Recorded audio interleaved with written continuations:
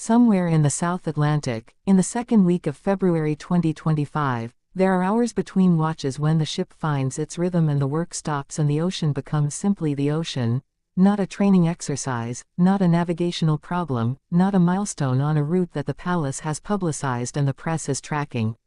Just water, just wind, just the creak of a hull that has been crossing these same waters since 1928, carrying generation after generation of Spanish midshipmen into the part of themselves that only the open sea can reach. Princess Leonor of Asturias is 19 years old. She is somewhere between the Canary Islands and Brazil on a four-masted brigantine. She is Midshipman Bourbon Ortiz. She has a watch schedule and a bunk and a name tag that doesn't say princess on it. She has, for the first time in her life, hours that the institution cannot fill. What she does with those hours, nobody will ever fully know. What she thinks about, alone above the waterline in the middle of a crossing that will take weeks, is not in any palace communication and will not be in any approved biography. But we know what is there with her in those hours, whether she wants it to be or not. We know because we know what ship she is on, and whose footsteps she is tracing, and who sailed this same hull in these same waters 67 years before she did. His name is Juan Carlos. He is her grandfather. He is in Abu Dhabi. He was 20 years old when he sailed the Elcano. She is 19. The same ship, the same Atlantic, the same age, give or take a year. And the same impossibility, which is that she loves him and cannot say so, and the ocean is wide enough to hold a letter that will never be sent, and this is the closest she will ever come to saying it out loud. This is that letter, the one she tried to hide, even from herself. I don't know how to start this. I've started it 3 times. Once I got 2 sentences in before I tore it up, though there's nothing to tear up out here, so I just deleted it from my own mind and started again, which is harder, because the mind doesn't have a wastepaper basket. The thoughts sit there in the margins. You sailed this ship. That's the first thing I keep coming back to. You sailed this ship in 1958, when you were 20 years old, a prince who hadn't yet become a king, a young man being shaped by a navy that knew what you were being shaped for even if the country didn't quite believe in it yet. You crossed this same water. The same hull. The same masts, they're named. Did you know that, after the training ships that came before, Blanca, Almanza, Asturias, Nautilus? I spend a lot of time on the masts. The view from the top of the Asturias mast, in the dark, with the stars sharp and the sea below you moving the way the sea moves when there's no land anywhere to interrupt it, I thought about you up there. I thought about whether you saw it the same way. Papa sailed it in 1987. He's told me about it. Everybody has told me about his voyage, because he documented it and smiled on Brazilian beaches and there are photographs.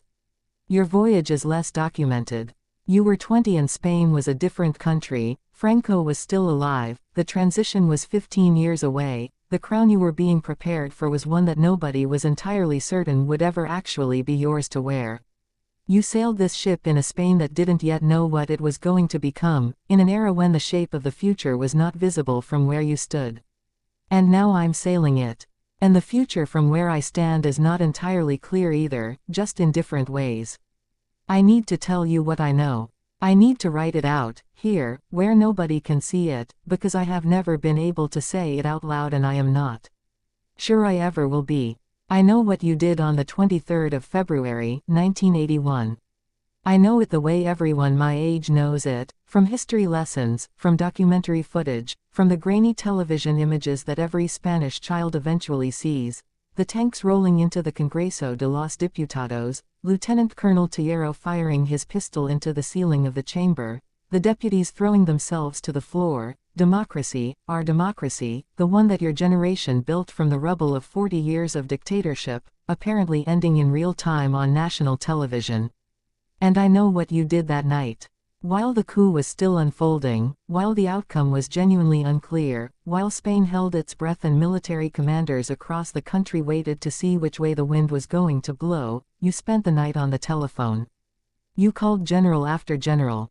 You went on national television in your military uniform at 1:23 in the morning and told Spain, clearly, in language that left no room for interpretation, that the crown did not support what was happening. That the constitutional order would be maintained. That the people of Spain had freely chosen their democracy and their king would not allow it to be taken from them. By morning, Teruel had surrendered. The coup was over. Spain called you the savior of democracy. I need you to know that I know this. That whatever else I know, and I know the rest of it too, all of it, I will get to it, this is also part of what I know. The man who picked up that telephone in the middle of the night in 1981 and spent until dawn defending a democratic system that he could, if he had chosen differently, have allowed to collapse in his favor, that man is also you. That courage is also part of your record. And nobody who tells the full story of what you are can leave that night out of it. I also know what you did in 2012. You were in Botswana. The photographs found their way out anyway, the way photographs always do when someone powerful does something that the world is watching for. Spain was in the worst economic crisis in a generation. Unemployment had reached over 25%. People were losing their homes. The government was cutting services that people depended on to survive. And you were photographed standing over an elephant you had shot, on a hunting trip that cost tens of thousands of euros, in a country on the other side of the world, at a time when a significant portion of your own country was trying to figure out how to eat. You apologized. You said you were sorry. You said it wouldn't happen again. And it was an apology, whatever it was worth, and I am not in a position to tell you whether I accept it or not because I am 20 years old and you are my grandfather and these things are not simple. But the hunting trip was not all of it. I know about the money from Saudi Arabia. The payments that were not declared. The Swiss accounts. I know about the investigation. I know that my father, in December 2019, announced publicly that he was stripping you of your personal allowance, the allowance that the public purse provided to its former head of state, and that the announcement was made not in a private family conversation but in a statement released to the press, which means it was not really a statement to you. It was a statement about you.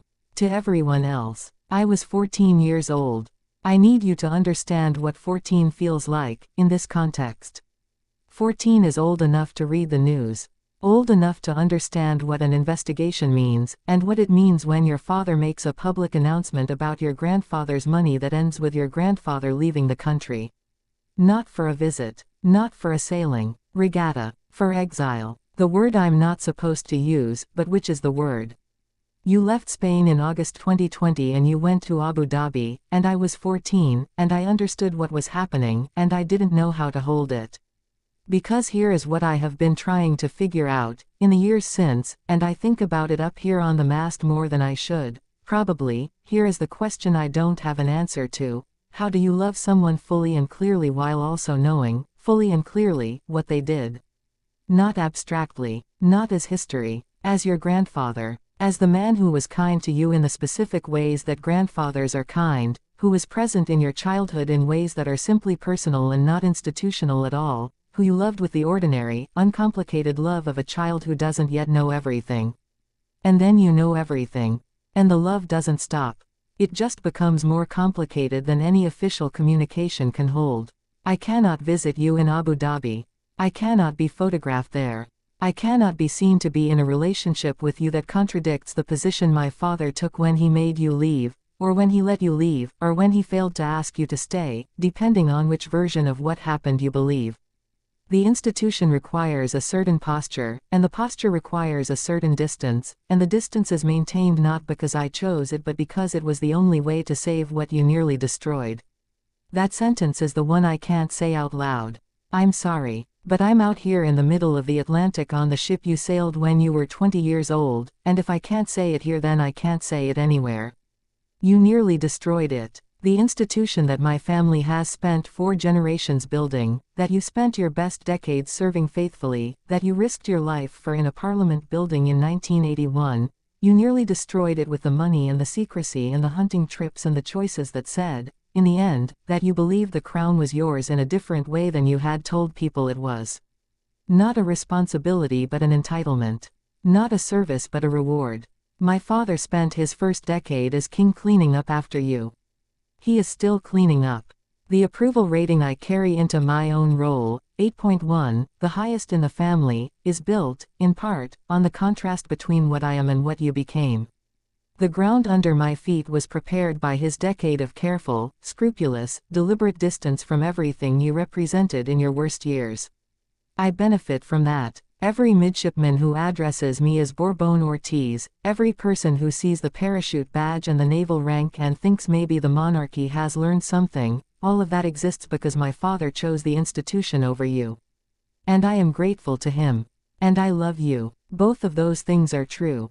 I cannot find a way to make them into one thing. I want to ask you something. I want to ask you what you thought about, when you were 20 years old on this ship, crossing this same Atlantic in a different Spain. Whether you already knew who you were going to have to be. Whether the crown felt like a calling or a weight. Whether you were frightened. Whether there were nights on this ship where the ocean was large enough to hold thoughts you couldn't have anywhere else. Whether you wrote letters you tried to hide. I imagine you did. I imagine that's what this ship does, it takes you far enough from everything that the thoughts you've been managing come loose.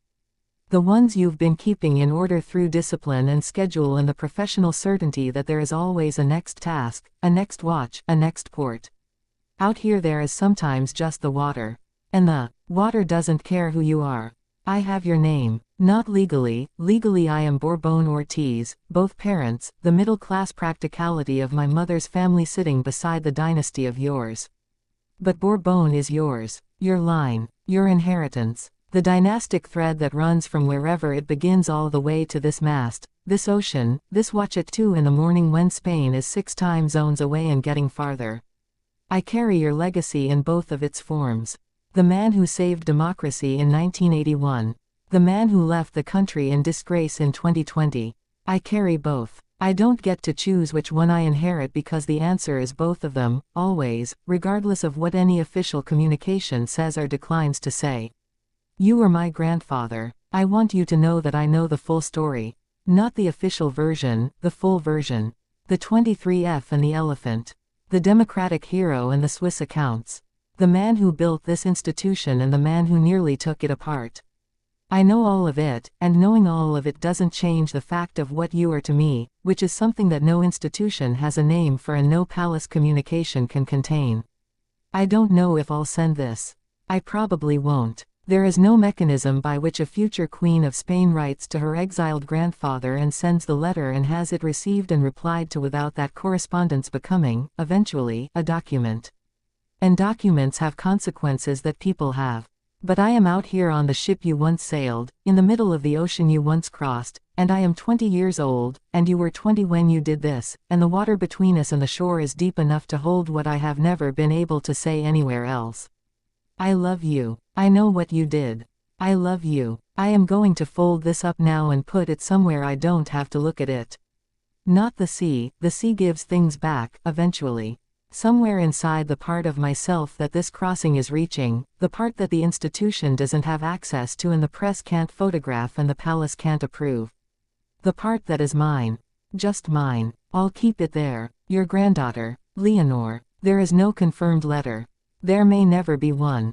The relationship between Leonor and Juan Carlos is one of the most carefully maintained silences in modern Spanish royal life, maintained not with hostility but with the particular, professional discipline of people who understand that the silence is load-bearing, that the institution's survival depends on certain distances being kept, certain acknowledgments being withheld. But the ship is real.